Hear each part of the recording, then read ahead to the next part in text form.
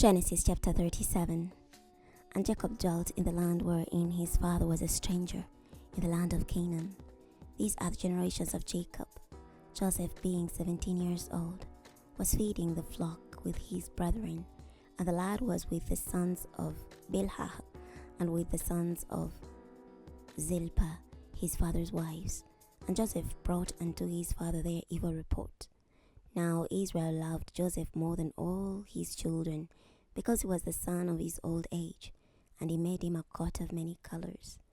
And when his brethren saw that their father loved him more than all his brethren, they hated him, and could not speak peaceably unto him. And Joseph dreamed a dream, and he told it his brethren, and they hated him yet the more.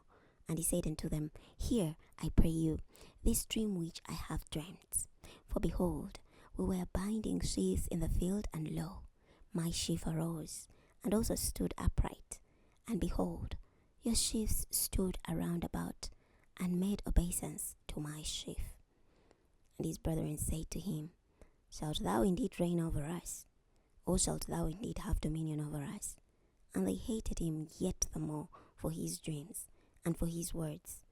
And he dreamed yet another dream, and told it his brethren, and said, Behold, I have dreamt a dream more.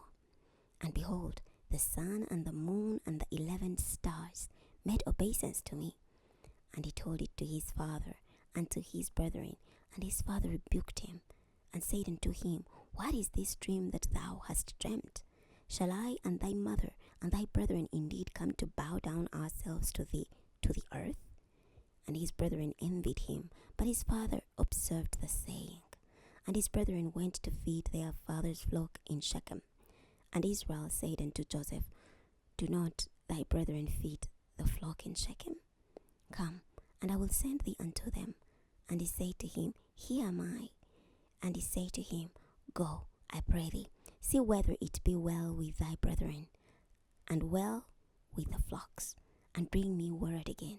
So he sent him out of the vale of Hebron, and he came to Shechem. And a certain man found him, and behold, he was wandering in the field. And the man asked him, saying, What seekest thou?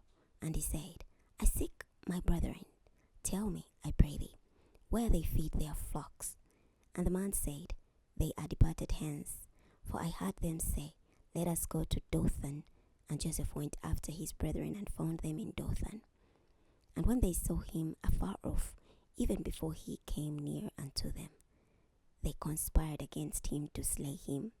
And they said one to another, Behold, this dreamer cometh. Come now therefore, and let us slay him, and cast him into some pit. And we will say, Some evil beast hath devoured him, and we shall see what will become of his dreams. And Reuben heard it, and he delivered him out of their hands, and said, Let us not kill him. And Reuben said unto them, Shed no blood, but cast him into this pit that is in the wilderness, and lay no hand upon him, that he may rid him out of their hands, to deliver him to his father again. And it came to pass, when Joseph was come unto his brethren, that they stripped Joseph out of his coat of many colors that was on him, and they took him and cast him into a pit. And the pit was empty, there was no water in it. And they sat down to eat bread. And they lifted up their eyes and looked, and behold, a company of Ishmaelites came from Gilead, with their camels bearing spicery and balm and myrrh, going to carry it down to Egypt. And Judah said unto his brethren, What profit is it if we slay our brother, and conceal his blood? Come, and let us sell him to the Ishmaelites, and let not our hand be upon him, for he is our brother and our flesh. And his brethren were content. Then there passed by Midianites, merchantmen, and they drew and lifted up Joseph out of the pit, and sold Joseph to the Ishmaelites for 20 pieces of silver. And they brought Joseph into Egypt. And Reuben returned unto the pit, and behold, Joseph was not in the pit. And he rent his clothes, and he returned unto his brethren, and said, The child is not, and I, whither shall I go? And they took Joseph's coat and killed a kid of the coat and dipped the coat in the blood. And they sent the coat of many colors, and they brought it to their father and said, This have we found. Know now whether it be thy son's coat or no.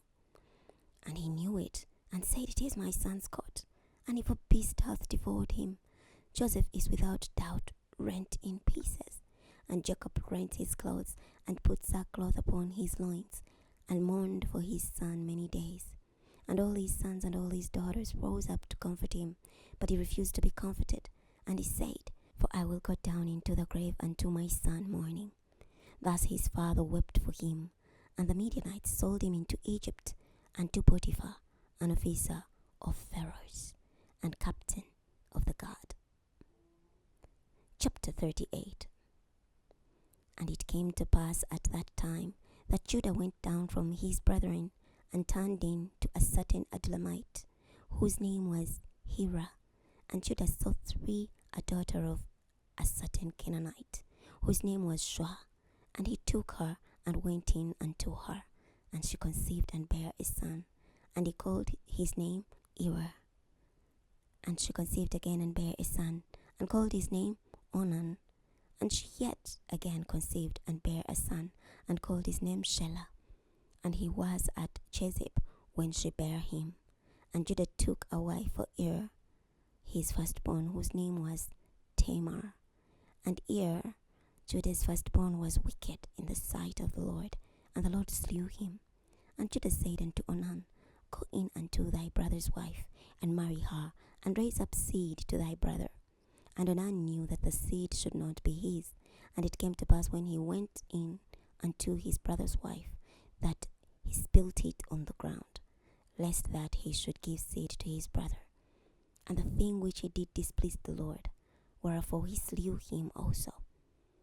Then said Judah to Tamar his daughter-in-law, Remain a widow at thy father's house, till Shelah my son be grown.